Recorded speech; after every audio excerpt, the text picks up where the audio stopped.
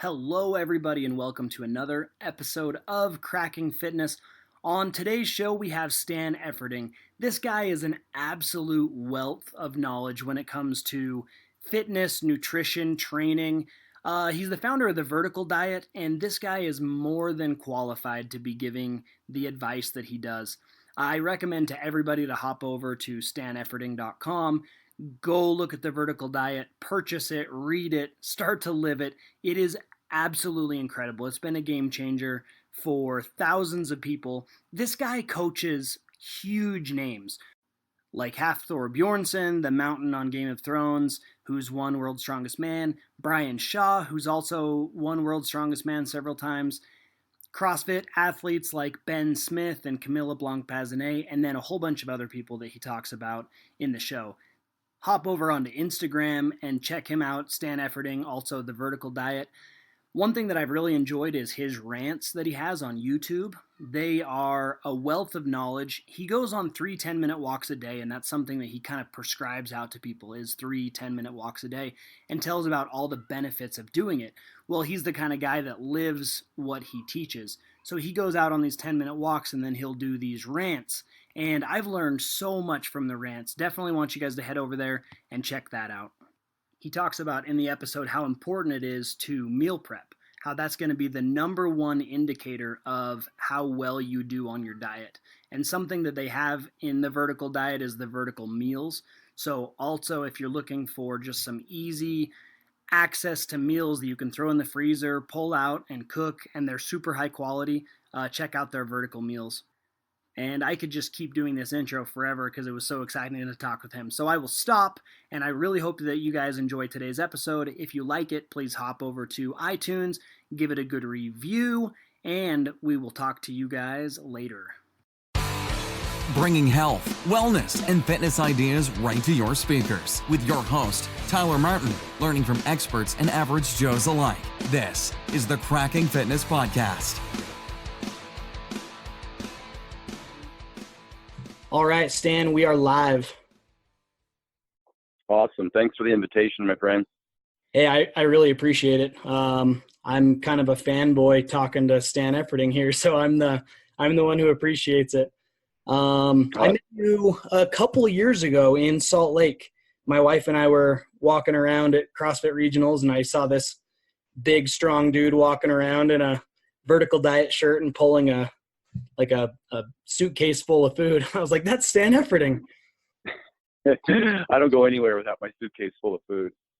That's awesome. So do you prep all that yourself? I do. Yeah, I've got a meal prep company, the Vertical Meal Prep Company, and so I'll get those meals sent to me, and then I'll take them with me when I travel.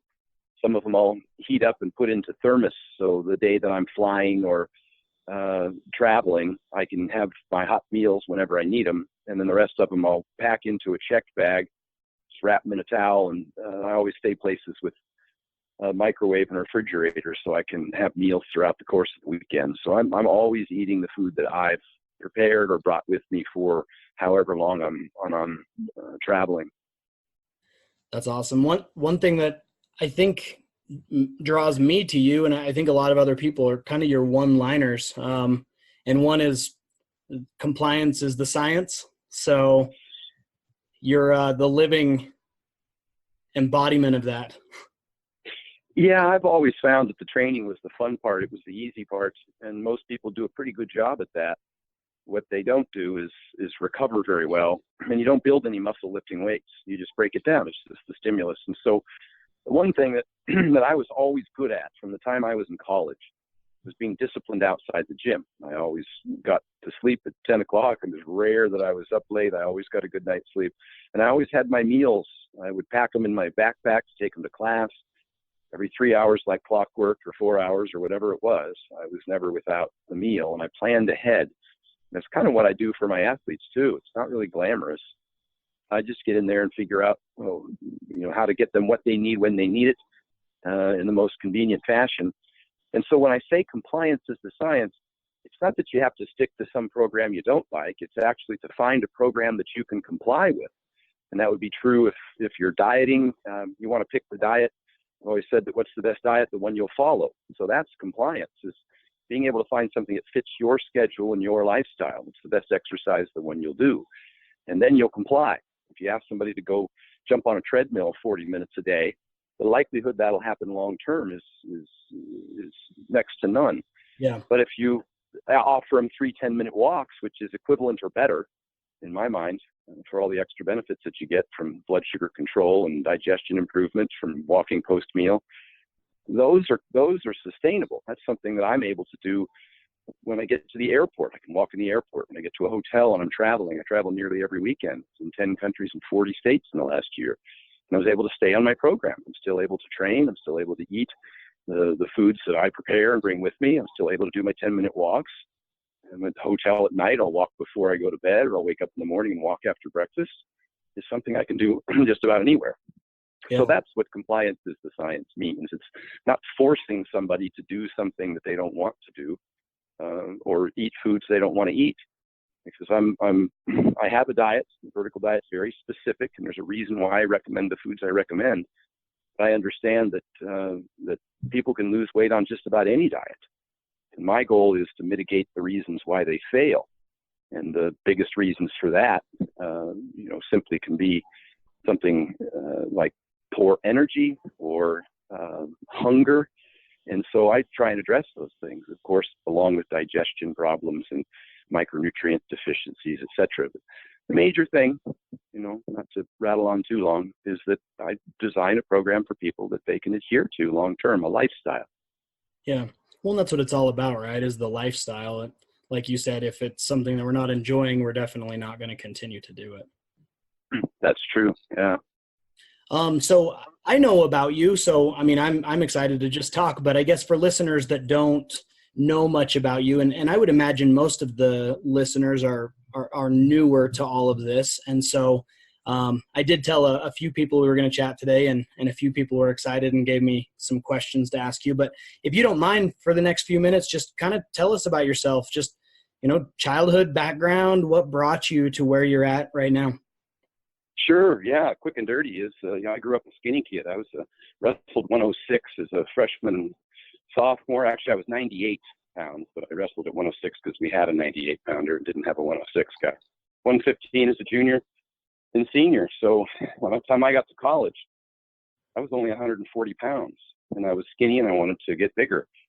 So I started training. Unfortunately, I trained too much and ate too little, and I wasn't gaining much size.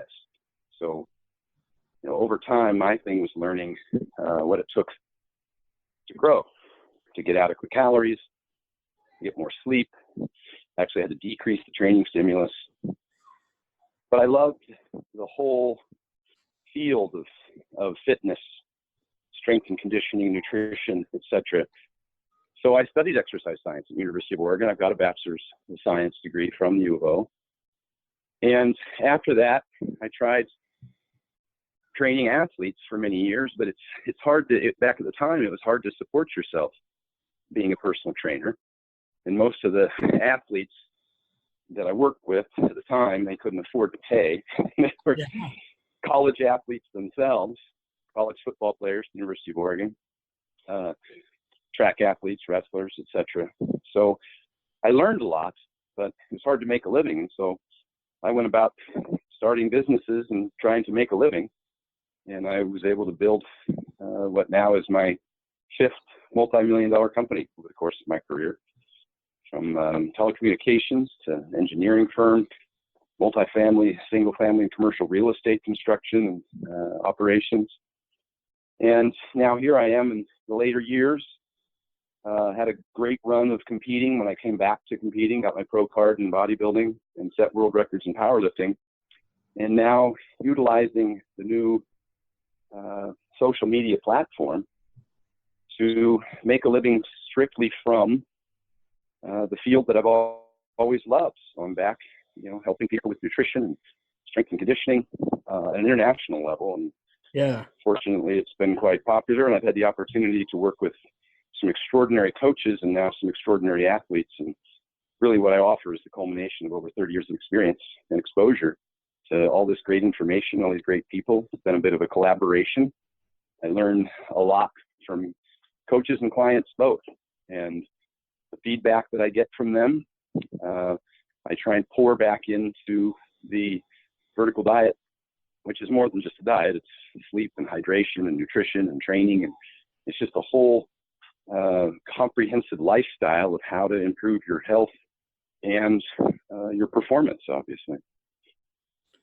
Yeah, I bought it on when it was the 1.0, and then you guys send out the updates.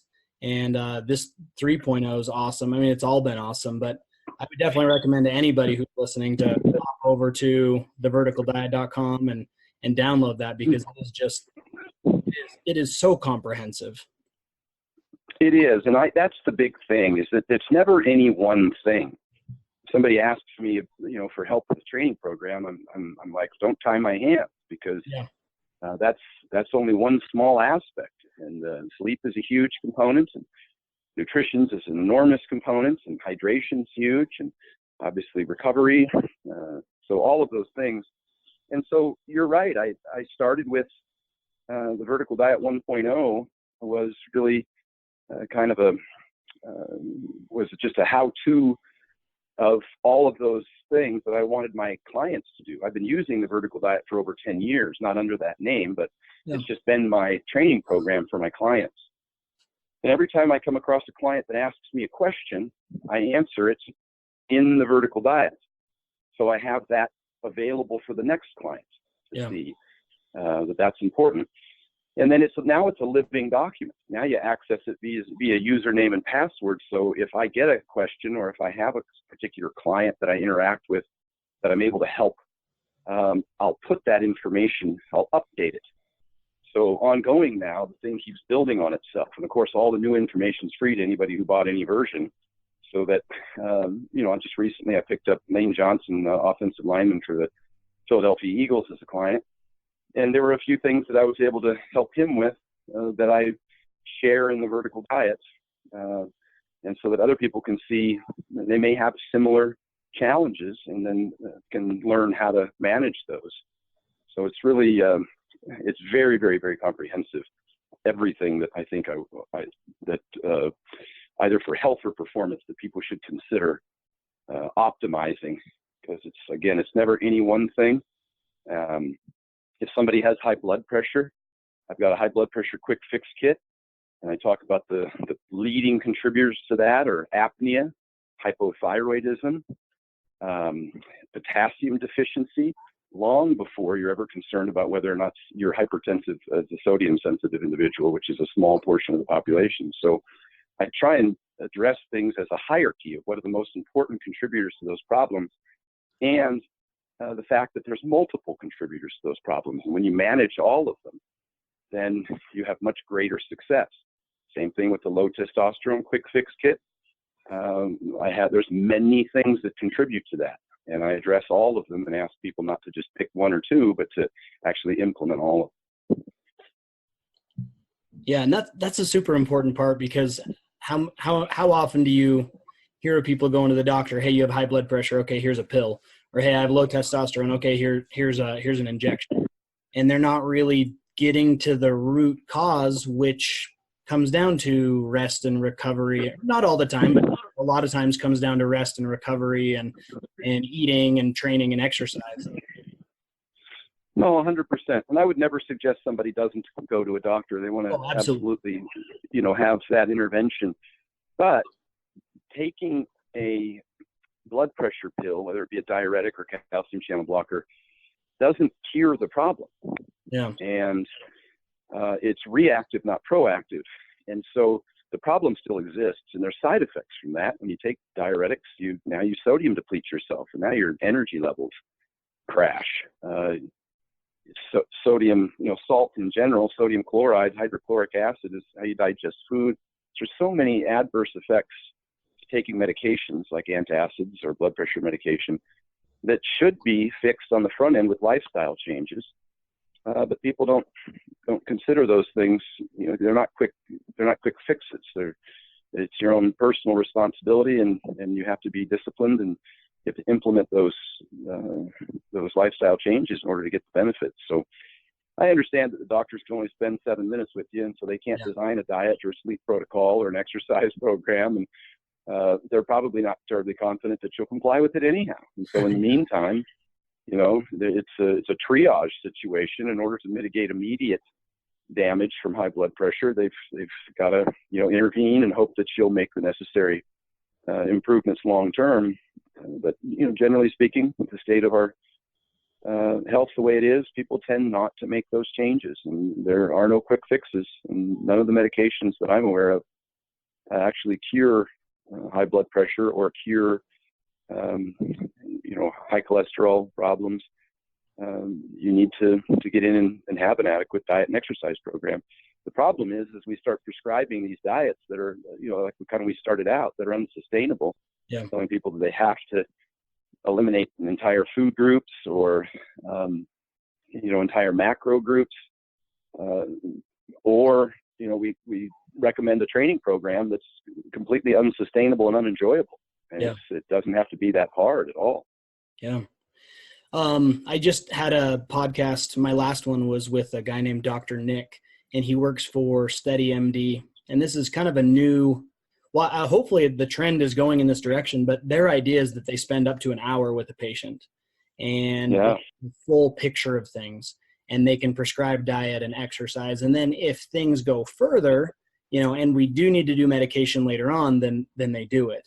But I really hope that that's the way that we can start to make medicine go. I think it'll just be better for all of society.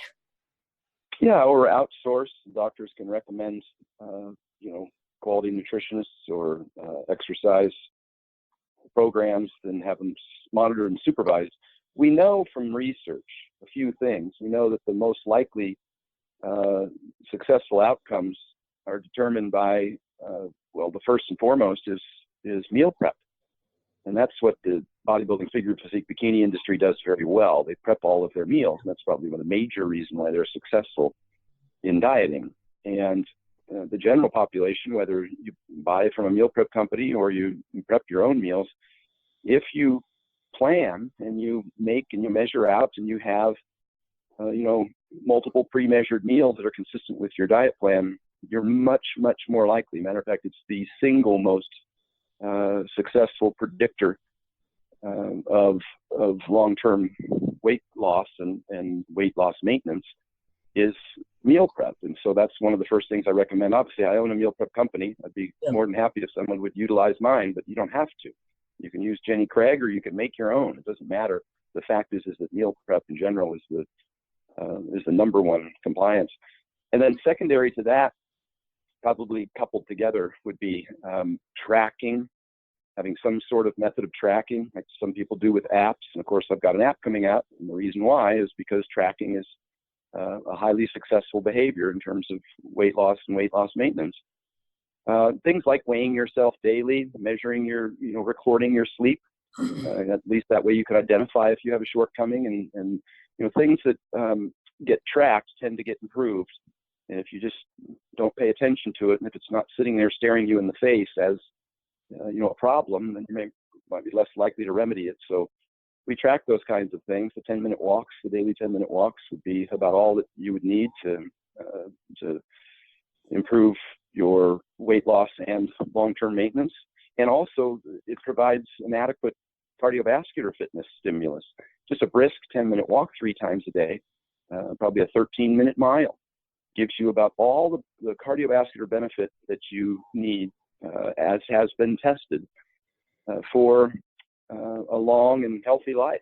You don't have to jog at a certain pace or run so many miles or do CrossFit, or you just don't have to be that extreme. They measure that in terms of your VO2, which is measured in METs, metabolic equivalents, and 7 metabolic equivalents seems to be able to be accomplished with about a 13-minute mile walking. And that 7 metabolic equivalents has provided data in studies to show that is enough to give you all the cardiovascular fitness you need to give you the majority benefit for decreasing all-cause mortality and having a long and healthy life in terms of cardiovascular fitness. So that's a really low threshold, and it's sustainable. And so those kinds of things, I think, are what's most important. Is meal prepping and tracking and a coach, having a coach, either a spouse that's supporting you or a trainer at the gym. It seems like of all the measurements that we've done to see who complies, the least successful is your clinician, your registered dietitians and your medical doctors, probably because you don't interact with them often enough is the biggest reason. And just having a plan doesn't really lead to success. Complying with it and tracking it over time is what's most important. And a coach, the frontline people, your trainer, generally speaking, is the one who's going to hold you accountable. And that's why when I have clients, I make them send me a text every single day. And they have to send me their body weight every morning. They have to send me a picture of every meal they eat. And that's really more for accountability for them than it is for me. I can intervene where I see problems arise. I know that there's been plenty of research to suggest that when you weigh yourself daily, particularly through the holiday season, that you gain less weight than those people who don't weigh. And if you do have a binge, or you have a cheat meal, or you go out with your friends, and that's not a big deal. But if you have 2 or 3, or if it goes on for 3 days or a week or 3 weeks, then that's a problem. But if you're weighing every day, you seem to get back on track quicker. And that's what the accountability, the measurements, and having somebody to be held accountable to really helps with. And so I do that with all of my clients. I have contact with them every single day. That makes sense. Something that I've liked about the vertical diet is that I'm trying to get everything that's recommended in the day. So, get the carrot and the red meat and the spinach, and then I just have it laid out to where, every day that's what I'm eating. And then at least know that micronutrient wise, you're probably okay. Well, that's a huge piece of it, is that we build a foundation first. The foundation is micronutrient dense, highly bioavailable, easy to digest foods. And from there, I always say you can't put a 3-bedroom house on a 2-bedroom foundation. Once you build a foundation that has a broad spectrum of micronutrients, adequate potassium, adequate iron, B12, zinc, magnesium, calcium, selenium, all of those things. Once you build that foundation, now depending on your workload, if you're a CrossFitter training twice a day, or if you're a 300-pound strongman, you can increase calories. You can build a skyscraper on top of that foundation. And I use the same diet with a 450-pound Hafthor Bjornsson as I do with a 97-pound ballet performer for the Sacramento Ballet Company. It's the same exact diet. I just adjust for calories. So the quantities of food decrease, but the physiology is the same. The body needs all of these micronutrients. It's why I recommend red meat, because it's higher in iron and B12 and zinc and selenium than chicken. And you can get a really lean red meat, like a sirloin tip or a top round, that's going to be almost as lean as chicken if cutting fat is your concern. I put whole eggs in there every day, at least 1 or 2. Brian Shaw eats 36 whole eggs a day. And people with any concern about cholesterol, there's only a small percentage of the population that has genetic or familial hypercholesteremia, and those folks that you do want to make sure that folks get blood tests so you can see if that's a concern. But for the vast majority of the population, cholesterol isn't even considered a nutrient of concern by the Dietetic Association. And they've done studies on eggs and how beneficial they are for burn patients, showing that they recover the best eating up to 36 egg yolks in particular a day. And so that's where the studies came from. They found out that they had such extraordinary recovery in comparison to other food items in burn clinics and hospitals that they studied the cholesterol levels on those people and found that it did not impact their cholesterol levels. But it was extraordinary for increasing strength and hypertrophy. And that's one of the biggest concerns when you're working with somebody in a hospital setting, is that they're losing muscle tissue. Yeah. And that's one of the ways that you can maintain it. And then some of the other small things is just that every day I make sure you get 4,700 milligrams of potassium, and that's really hard to do. And especially for people who are performing at a high level, it's extremely valuable. People don't appreciate how important potassium is. And you have to get a daily potato and some daily spinach, possibly, a little bit of fruit, and maybe some yogurt. 100 milligrams of potassium for every ounce of red meat. There's 150 milligrams for every ounce of salmon. So you have to cobble together a host of different resources. I have fruits in everybody's diet every day. I have a potato in everybody's diet every day, unless they respond poorly to it. I have spinach in everybody's diet every day, unless they respond poorly to it. I'm cautious about making sure that I listen to my athletes and they tell me if they have any stomach reactions or if their stool is inconsistent. I don't want people with diarrhea or constipation. Yeah. I want to make sure, because you're not just what you eat, you're what you digest and absorb. And so I focus on using the kinds of foods that are easiest to digest. And then I have a huge section on the benefits of sodium when used responsibly, how great it can be for performance and energy and stamina and endurance and recovery and a host of other things, as well as iodine, which you sweat out when you exercise, and how important that is to thyroid function, which is important for your metabolism. So I do build a foundation, just like you said, of foods that you should get in every day because they're so rich in micronutrients that are so necessary for not just performance, but just your general health. And then from there, we can, build build that skyscraper as tall as we want. I can fuel, 300 plus pound athletes just by adding more calories, easily digestible calories, which is why I'll push white rice for people who have really high calorie or really high workload demands. It's just so easy to digest, and it's strictly being used as an energy source. And I want to be cautious to give them foods that don't bog them down, kind of avoid pizza, pasta, pancakes, and too much grains and legumes and oatmeal, because it can be hard to digest in a significant quantity. But it's individualistic and it's dose dependent. And if they can cook it in a way that minimizes the adverse effects, the anti-nutrients, the lectins, and the anti-nutrients, the phytic acid, etc., then I can maintain good stomach health and good digestion and still give them all the nutrition that they need. So when you say if someone tolerates it, that's one thing that I really enjoy about the diet is, talking about things that you tolerate well. What should people be looking for? A lot of times people are eating stuff and I don't even think they realize that they're not tolerating it. So what should people be looking for to know if they tolerate or do not tolerate a food? Yeah, I include that in the diet as well. I have that cautionary list of foods, and I'm quick to say that if just because a food isn't tolerated well by someone doesn't mean it's unhealthy in general for the vast majority of the population. It's just that it's been my experience that certain foods can aggravate digestion, and so initially I'll eliminate them and then I can reintroduce them, or I'm concerned about the way they're prepared or the quantity that they're consumed. Some of the biggest culprits is going to be things like sugar alcohols, which are indigestible and will give you diarrhea. And that's in most of your protein bars and protein powders. It's also in like Halo Top ice cream and a lot of things that people want to be sweet but don't want too many calories. Sugar alcohol will wreak havoc on you.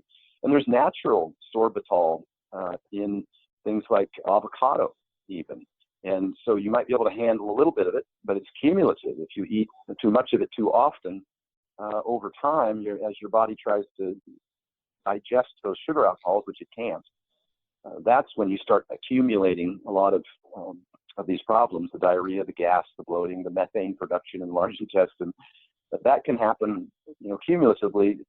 Like even with oatmeal, you eat 1 cup, you might be fine, but eat a second cup or start doing that 2 or 3 days in a row, and the bacteria starts accumulating in the large intestine. You start generating more and more gas from consuming, that quantity of that food over time.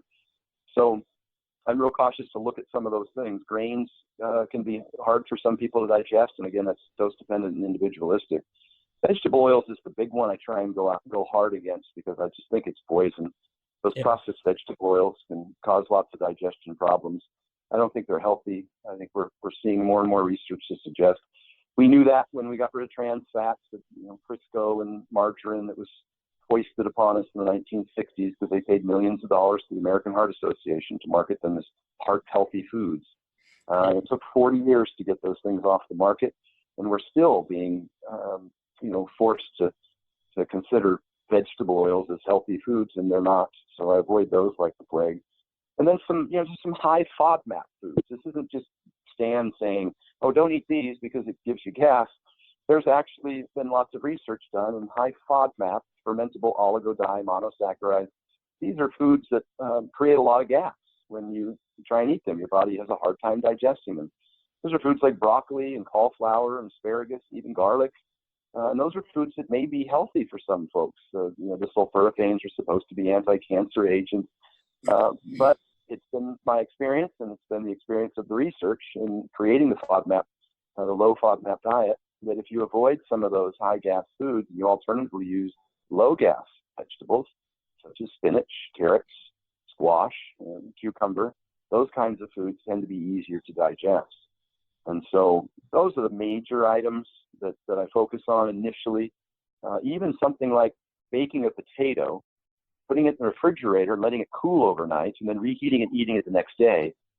As it cools, it converts to more resistant starches. So when you reheat it and eat it later, you might get gas from the inability to digest the greater quantity of resistant starch.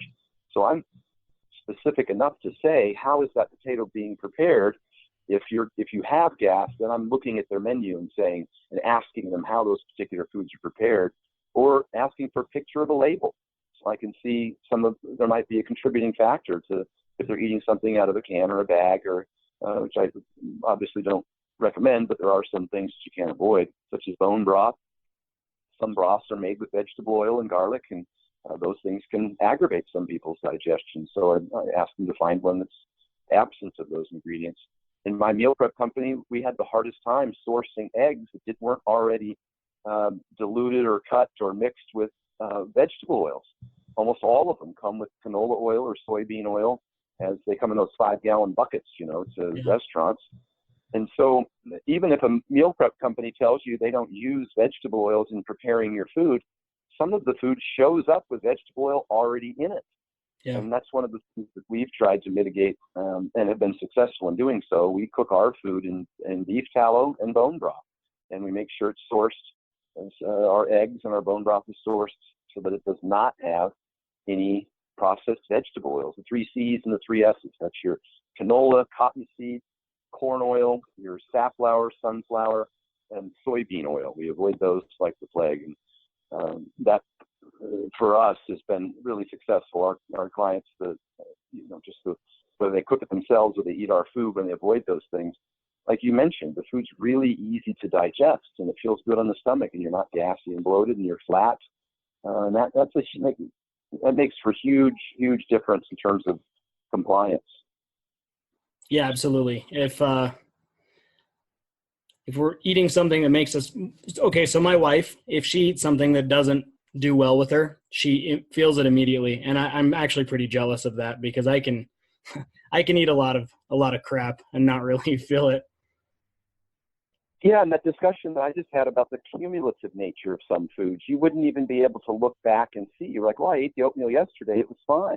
Yeah. And so you'd blame it on something else today, but it really was the fact that you had reached your threshold by eating it 2 days or 3 days in a row, or it's the cumulative effect of reaching a certain volume, and your bacteria in your gut, those will accumulate based on the kinds of foods that you eat. And some of those bacteria, as I mentioned, in the large intestine, trying to break down indigestible fibers, will create methane, and that's where the gas and bloating comes from.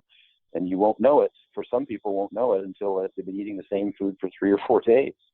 Yeah, and that's one reason why you're a big fan of the thermos, right? Is that the foods are staying warm, so they're not cooling and getting that bacteria that can then cause indigestion.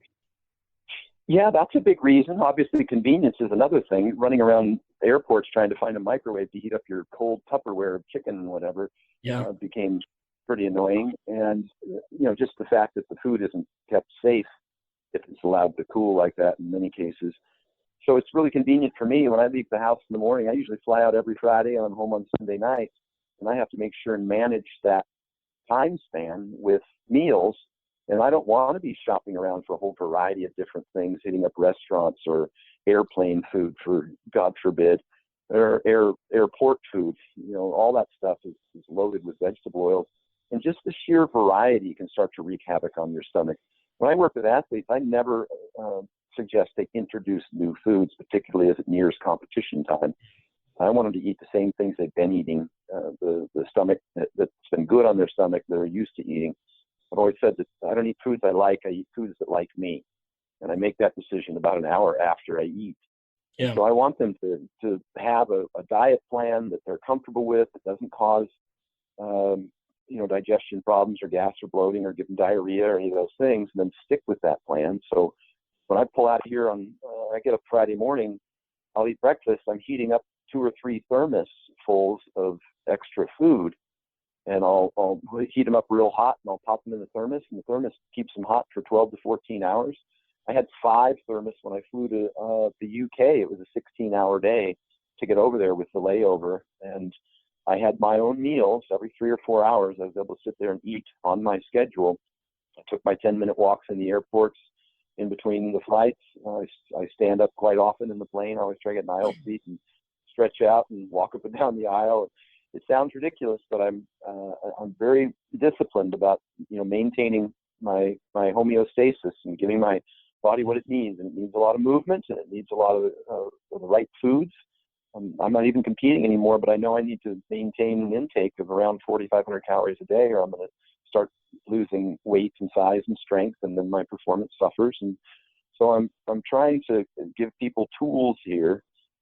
Thermos for $20 on Amazon, and it's amazing how much more beneficial that is than throwing Tupperwares into a bag and then having to eat cold food or chase a microwave somewhere. And then I also throw a dozen frozen meals into my checked luggage. I wrap them in a towel and put a bungee cord around them and throw in my checked luggage. And then when I get to wherever I'm going, I'll stay at a hotel with a fridge and microwave, and I'll cook my own meals all weekend. And that enables me to get through the entire weekend without having, one time to have a room service pizza. And, obviously the results of that is something I'm trying to avoid. Yeah. Do you ever get sick of the same foods? I don't. And, here's the funny thing, because I know that, that now in the industry, everybody's jumping up and down about if it fits your macros or flexible dieting. And well, a lot of that's been researched. And what we see is that the more cheat days you have, the less likely you are to be successful. And that's 1 cheat day, 2 cheat days, 3 cheat days. It's a linear equation. Yeah. We also see that food reward, meaning eating things that you're hungry for, people tend to eat more of them. And so if every time you go to eat, you look for something that you're hungry for, the likelihood that you're going to eat more of it is very good. When you tend to eat the same things more consistently, then you don't eat as much. And you're less likely to have the adverse effects of the digestion problems. And this has also been studied. The Weight Control Registry has over 10,000 participants. They've lost over 60 pounds and kept it off for over 5 years, and they study their behaviors. And they tend to eat the same foods over and over again. It seems to be one of the behaviors that leads to success.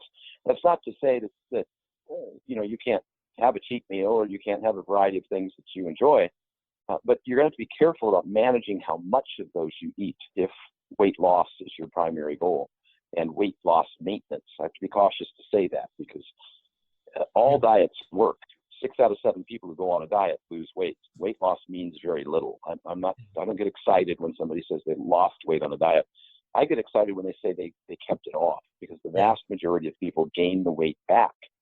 And that happens with, a host of these behaviors that I mentioned, that people don't consistently stay on on a diet. Either because they get hungry or they get tired because the diet is inadequate in the nutrition that they need, and it doesn't address things like, binge eating and cravings, etc.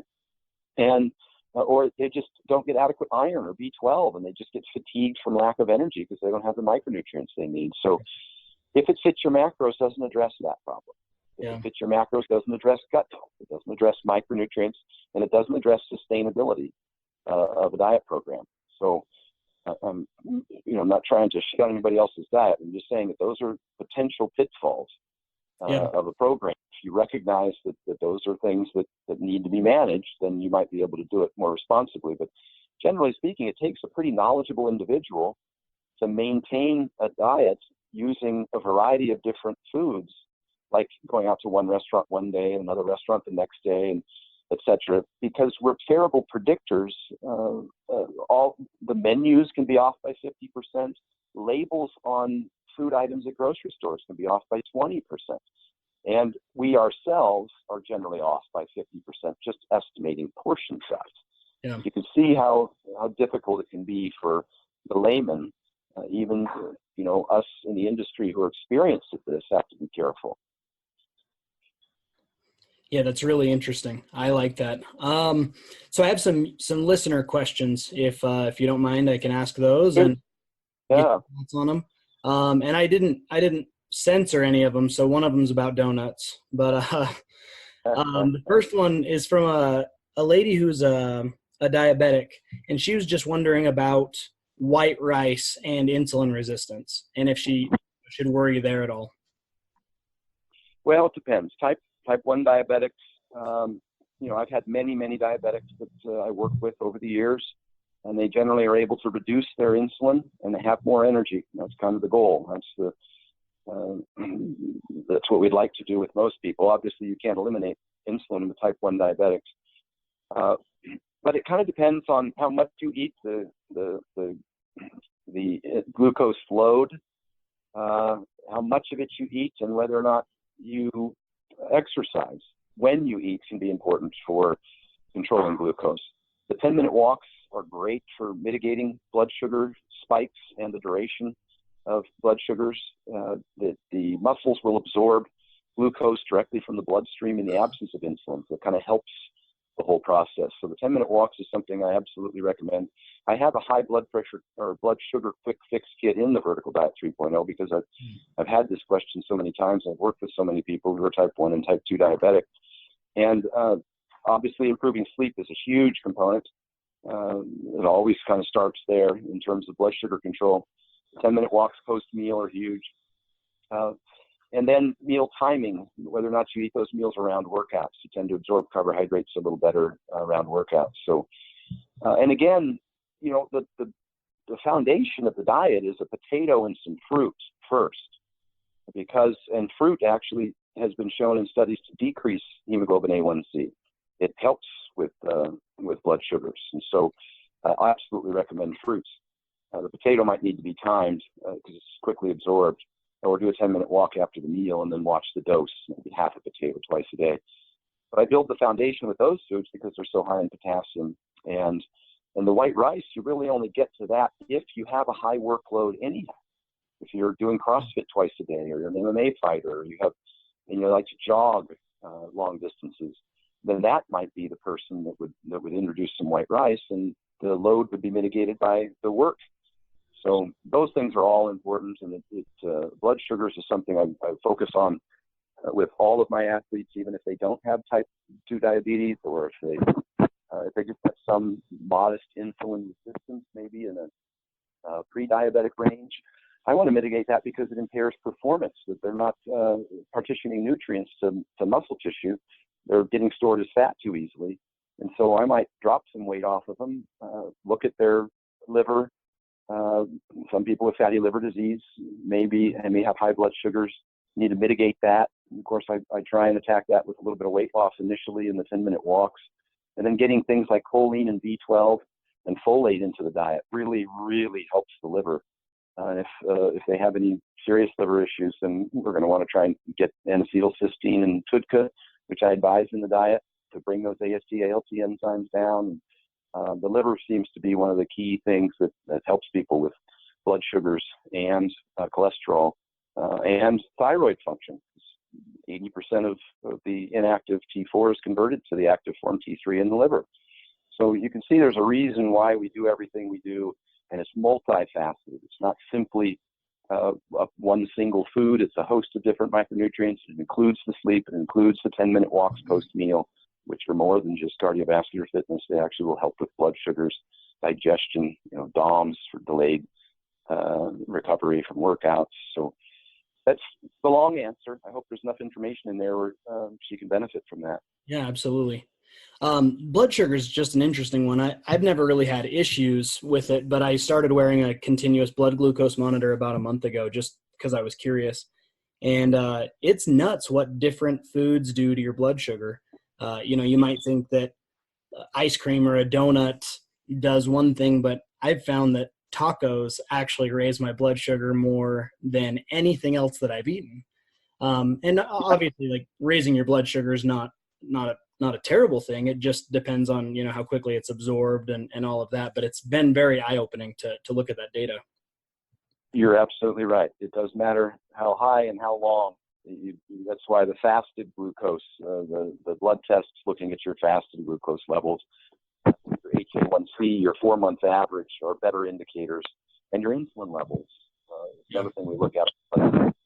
I get blood tests on most of my athletes. I recommend clients do it as well, particularly if they haven't gotten the results they want after the first month. I like to see if they have any blood sugar problems or testosterone or thyroid problems that might be contributing factors. But generally speaking, when they get on the diet and they improve all of the things, the lifestyle changes that I recommend, all of those things improve anyhow, because that's kind of the solution. If you have low thyroid or low T or high blood pressure or blood sugars, the solution is to get more sleep, to walk more, and to lose some weight. And all of a sudden, those things start to go away, almost irrespective of the diet you're on. I spoke of the McDonald's diet, where the professor had his students track him eating McDonald's every day, and he only ate 1,850 calories, and he walked every day, and he lost 40 pounds. And all of his markers, his health markers, improved: his blood sugar, his blood pressure, and his cholesterol. So weight loss seems to be the primary driver of health outcomes. Probably 95% of the health benefits come simply from weight loss itself, irrespective of the diet that you're on. I'm specific with the recommendations in my diet because I want to manage things like hunger and energy, because a lot of diets you end up getting very hungry and very tired, and then you come off of them. And so that's really what I'm focused on. If you're not, voraciously hungry or have huge cravings and you're not tired all the time, you'll probably stay on the diet longer. And compliance for me is the most important thing that I can do for a client. And a lot of people will be chasing sugars, and really they're just sodium and potassium deficient. That helps to mitigate cravings. And so that's why they're so important in the diet. And a lot of people lose energy when they go on a diet because they over restrict.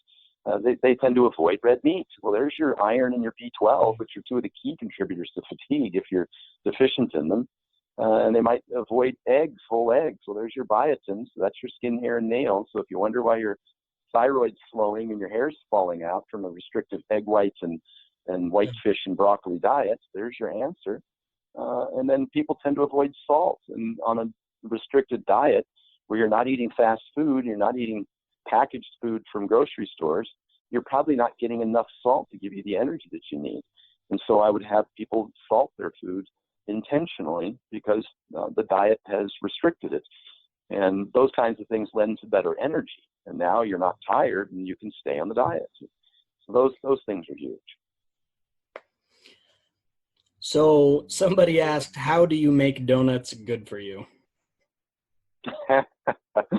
I wouldn't stress about it. And I even said in the diet that, if you want to go out and have a glass of Moscato, just count it. Just be aware that it's calories. And so, just with my example of the McDonald's diet, you can be a successful dieter. My biggest concern is how much and how often you have those kinds of treats. How do they affect your digestion? And do they then, if say you're on a 1,800 calorie diet and 500 of those calories are pretty vacant of micronutrients, how are you going to get where are you going to get all your iron and potassium and B12 now? You have very little room left. And so that's the time to be cautious, is when those empty calories, as I call them, just because they don't have very many vitamins and minerals in them, replace, nutrient dense calories.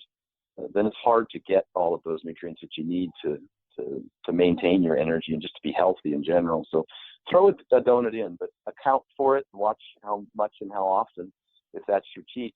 But the bigger thing for me is what if it's one of those triggers that is adversely affecting your digestion, causing you gut problems? Somebody who's got celiac disease shouldn't cheat with gluten. And somebody who's got, IBS has to be cautious about what kind of cheat foods they use because it might aggravate their digestion problem. I say the same thing about sleep. What if you applied the 80-20 rule to sleep? What if one night a week you just went on a bender and stayed out all night? Does that affect just that night? Or does it affect you for the next 48 to 72 hours? Yeah. So I make that comparison. Let's apply the 80-20 rule, or the flexible sleeping rule. And so, one night a week, just don't sleep. See how it affects your overall performance. I look at nutrition the same way.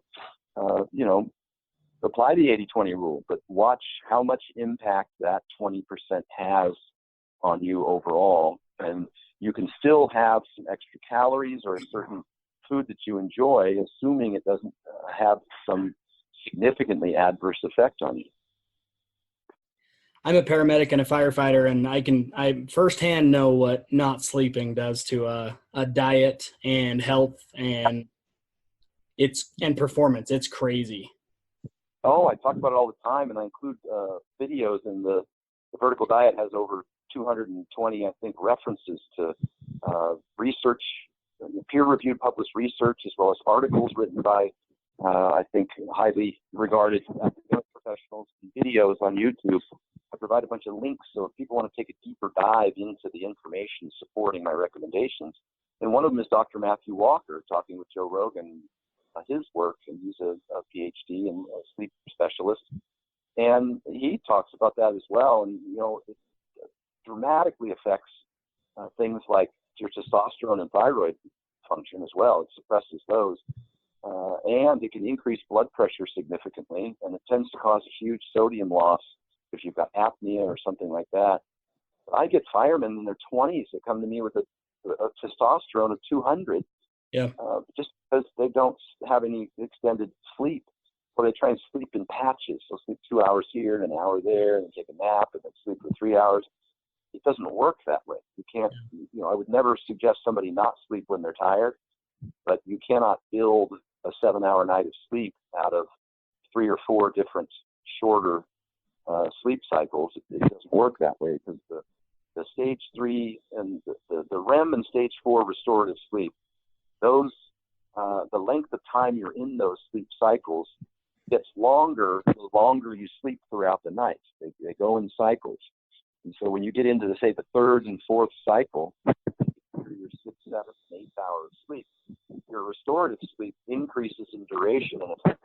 If you never get past 3 or 4 hours of sleep, you're never getting very much restorative sleep, no matter how many of those little patchworks that you put together. And one of the big things is it affects you in terms of health, sure, but it affects you mentally, as you know, performance mentally, which is a huge deal. And it also dramatically increases rates of injury in athletics. So it's a huge component. Yeah, well, and then a lot of people fall into, hey, when I'm not on shift, then you resort to the sleep aids, and then you're not hitting those stages of sleep that you need to be. And it's just it's a bad deal. I actually wish there was some way to change the whole industry to not require the 48 hours worth of work, or whatever it ends up being. But that's and the things you said there are huge. The sleep aids actually prevent you from getting into REM and stage 4 sleep. Yeah. Most of them do. So you may even sleep a whole night, but you'll wake up still tired because you haven't gotten the restorative sleep. The sleep aids prevent it. And, it's interesting what you said about whether the industry would change. There was a research study done out of Stanford University on basketball teams and on the NBA, and they did not have the names of the teams or the players, but they were able to predict with 75% accuracy the winners based on the sleep schedules. Whether or not there was a team had 4 back-to-back games in 5 days, whether or not they traveled East Coast, West Coast, and had a short night's sleep. They just looked at the potential for sleep loss based on their schedule and their travel schedule, and were able to predict the winning team with great accuracy. They were also able to document an increase in injuries, and that's when LeBron James took that research to the Players Union, and they lobbied to get those schedules improved. So they used that science to stop doing the 4 games in 5 days and stop doing and allowing for an extra day when you traveled long distance or overseas. So there might be, a good reason for that. The injuries would be a huge reason, a huge potential reason to be able to change those schedules. I have to say this on sleep. If you do work shifts, because I can't be a hypocrite here, I realize that people can't change that. That's their job. But rather than trying to get a couple of 3-hour stints they're much better off when they get home from work, let's say working night shifts, they get home at 7 a.m., managing their environment, their sleep environment, and setting an expectation that they're going to get 7 hours of sleep, if at all possible. And they have to do 3 or 4 things. Dr. Matthew Walker talks about these as well.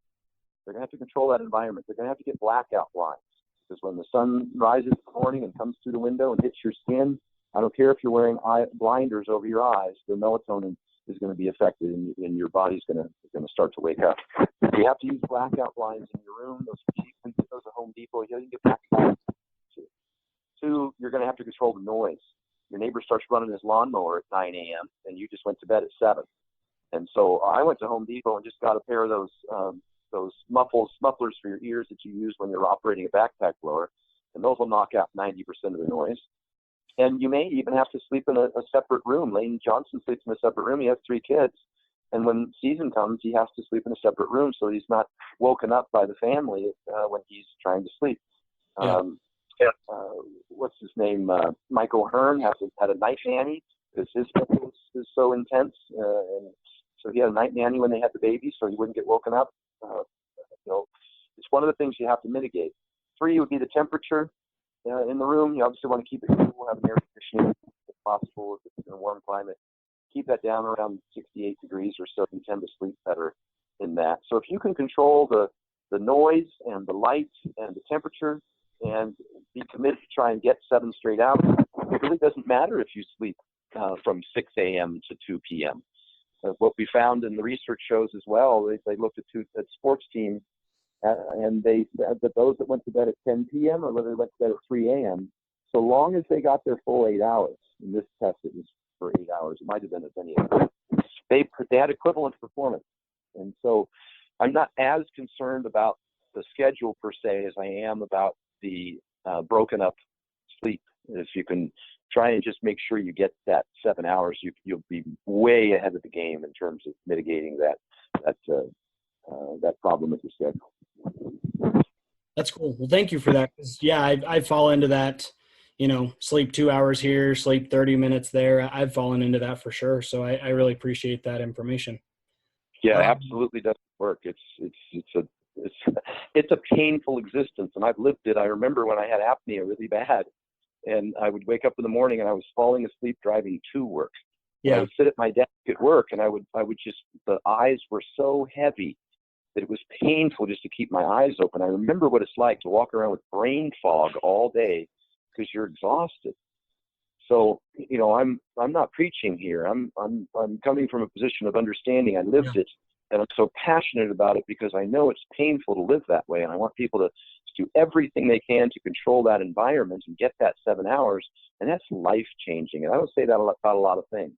Yeah. But sleep, or if you have apnea, if you're snoring and waking up tired, get a CPAP and get one today. Get on Craigslist and Google CPAP, and they're like $200, and they're auto PAPs, and they you don't even really have to have somebody set them for you because they interpret your breathing. Obviously, I'm going bare bones here because some people can't afford it, or some people don't have the time or the money or a medical doctor. It's that important. If you're snoring and waking up tired, that's another huge component. If you're sleeping with apnea, it's the same as if you're not sleeping at all, and you're holding your breath. It's actually worse than not sleeping at all because your blood oxygenation levels go way down and tissues start dying. That's what's happening to you when you have sleep apnea. Your tissues are dying, your brain tissues. You're not recovering from exercise. You're getting dumber and weaker and fatter. So I can't emphasize enough how important it is. And I put it in the diet. It's one of the first things I cover. And I even put links to which CPAP to buy and to get on Craigslist if you need to. I go down the hierarchy of how important it is and how to mitigate that problem. So a huge suggestion today. If anybody can implement that and change their life, I'm happy for them. Yeah. We've got a member at our gym, and he went and had the sleep study and, did it all in that direction, got on a CPAP, and within a couple of weeks, he's like, hey, this is like, he's PRing lifts and he's feeling great and life is good. And it all came down to sleep apnea. Oh yeah. And it can happen within a couple of days. You'll wake up and your brain fog's gone. You got all this energy and you got your to-do list and you're out painting the gutters and mowing the lawn, washing your car. And it's pretty ridiculous. And I'm not exaggerating. I lived it. I know what it's like. So it's extraordinary benefits. I really hope that people will. And you don't have to be fat to have apnea. Yeah. Dr. Jordan Fagenbaum from Barbell Medicine is only 198 pounds. He has a sleep apnea. He has a CPAP because he has a thick neck. It's just about crowding of the airway, and everybody's different. So if you snore and wake up tired, I include in the vertical diet what's called a stop bang questionnaire to help you understand the symptoms and how to kind of pre-diagnose yourself, at least to trigger you to want to go in and get a sleep study, which I highly recommend. But they can be expensive if you don't have medical coverage. And in the absence of getting those tests, use the stop bang questionnaire. I just asked my client's wife. I just asked Hofthor's wife or Shaw's wife, does he snore? Yeah. I was down in Texas. I can't remember where I was. I think it was Philadelphia a couple of weeks ago. And I ran into Steve Kuplo and Amanda Latona. And somehow the conversation came up, and I just asked Amanda, does Steve snore? He's 295 pounds. Yeah. Of course he snores. I was asking the question I already knew the answer to. And she's like, oh, yeah. And he falls asleep like everywhere, in the car and, a plane, and he's constantly tired. And I'm like, well, he's got sleep apnea. Does he have a CPAP? No. And I was just blown away. So I text him the links where he could get a CPAP. I looked up his city. I pulled up Craigslist. I looked up the sleep station that he should buy, and gave him the link and told him to get on it as soon as he got home. It's that important. It's a huge piece, particularly for people who, are trying to in sports or trying to have some sort of performance success. It's a monster. Yeah, that is a huge takeaway. I actually just lent mine to my brother. I don't think I have it, but when I got into this vertical diet stuff, I bought one because, you talked about how important it was. And I personally didn't see any difference with it. And so I lent it to my brother, and I'm excited to see how that all works with him.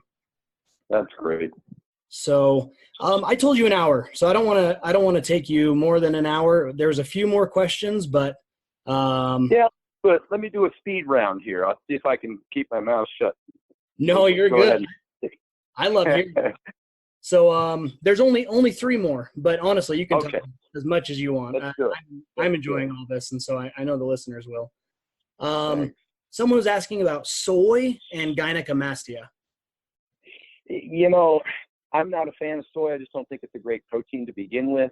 Whether or not those phytoestrogens can cause gynecomastia, I don't want to be a zealot.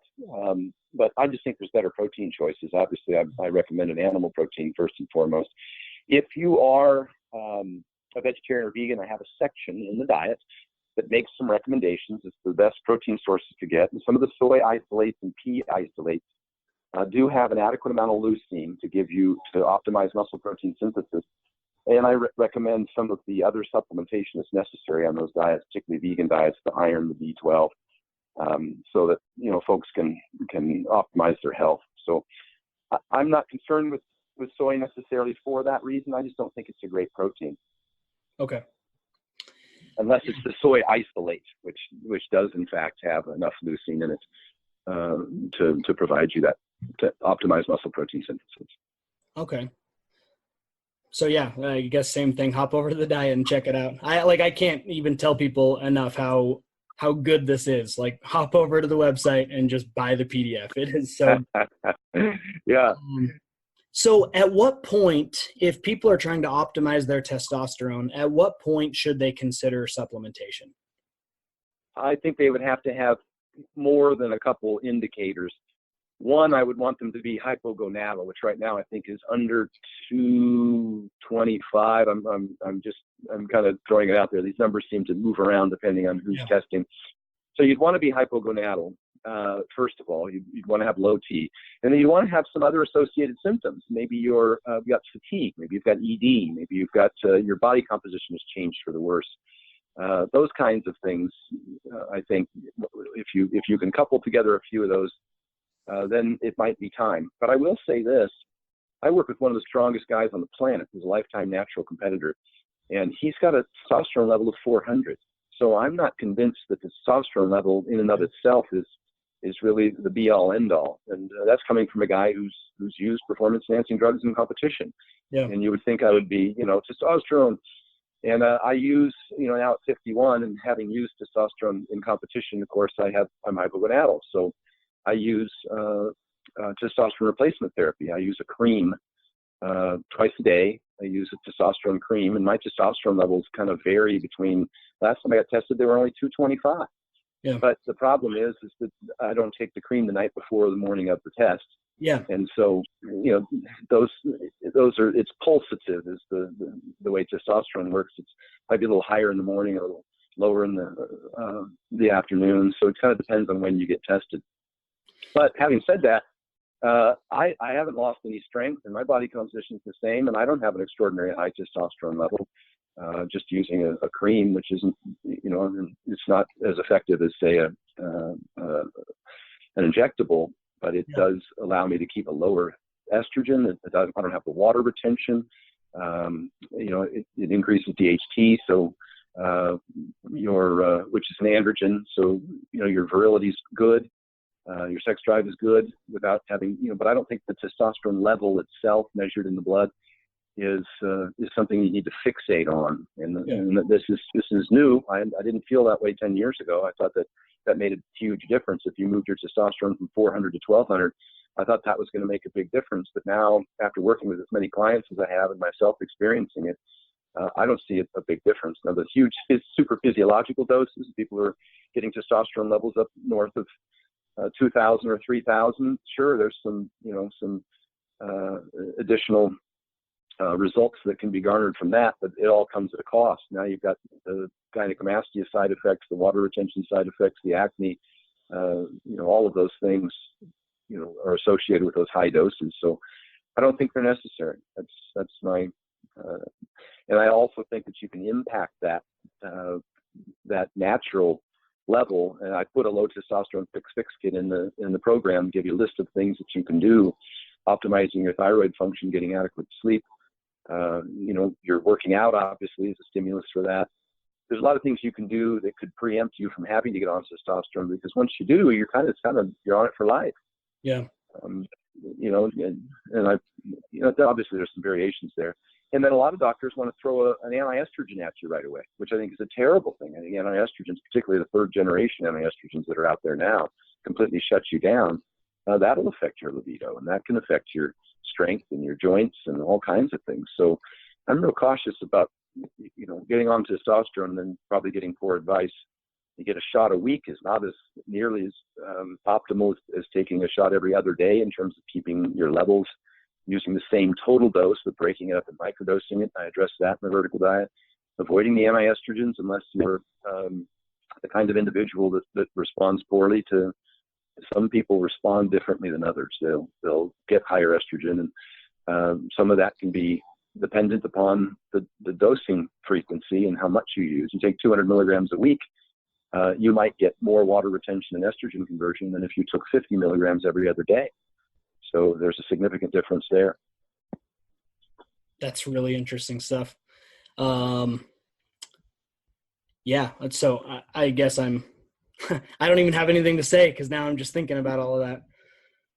Yeah. And fortunately, I address all of it in the vertical diet. These are Yes. questions I've been asked many, many times over the years. And so I do have a low testosterone quick fix kit. And I do have a whole section on HRT with these recommendations of microdosing. And so it's all in there. Unfortunately, I can't give a short answer, because there is a lot of information that needs to be understood before you. And people who get on testosterone therapy, their red blood cell count may elevate, and some doctors will suggest that they donate blood, and that's a concern as well, because if you've got erythrocytosis, which is an increase in red blood cells, but you don't have polycythemia, which is a blood thickening problem, then you shouldn't donate blood unless you reach a significant level above normal, because you're going to start depleting your platelets and depleting your ferritin, which is your iron storage. And if you just start donating blood every month because you've got a little bit of erythrocytosis, you're going to start depleting your iron and your ferritin storage and depleting your platelets, and then you're going to be fatigued and tired and not understand why. So it's not universal out there. When you deal with general practitioners or even HRT doctors, sometimes they make recommendations that can adversely affect you in another area. So I put all that information along with the links to the literature and the research and the videos for great doctors like Dr. Morgenthaler, who have studied this stuff for 30 years. That's all in there. So I know a lot of times because people on shift work have lower testosterone,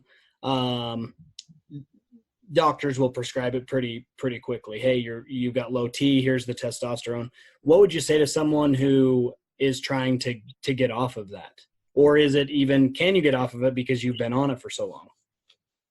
It depends on how much you use and how long and how you respond to post-cycle therapy. You may need some HCG and Clomid to get your LH and FSH back up to get your own system started, and it may take a few months. That's kind of how I would look at it. You might be able to transition to a cream, which would be a little easier to use, and it might not have the side effects. I'd encourage people to give it a try and get off for a while, see how it affects you, and then to implement the lifestyle changes that might also help increase your own testosterone. Of course, the primary one's going to be the sleep, and we already talked about how to manage that even if you're on shift work. Yeah. That's awesome. Well, Stan, I could probably talk to you all day and still want to talk more. So I'm gonna cut us off. I know you're a busy guy and you just have a ton going on. So I super appreciate your time coming here and talking with us. And honestly, if there's anything that we can do for you, please let me know. Yeah, thanks. But all the stuff we talked about, again, anybody who wants to see it in great detail, they can always just go to all my stuff's under Stan Efferding. My website is stanefferding.com.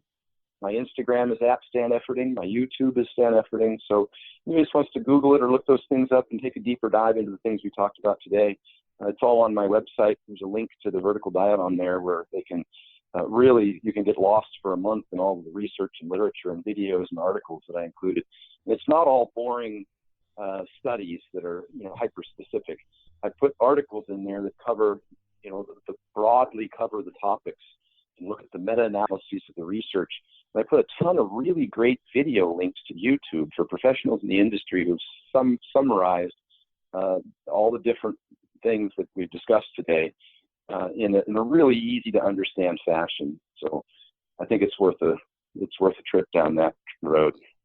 Absolutely. And I'll throw all of that, your YouTube, your Instagram, everything in the show notes, so people can very easily just click on it and head over there. Awesome. So, thanks, all right. brother. I appreciate it. Thank you. I really appreciate it. And have a great day. You too. Bye now. Thanks.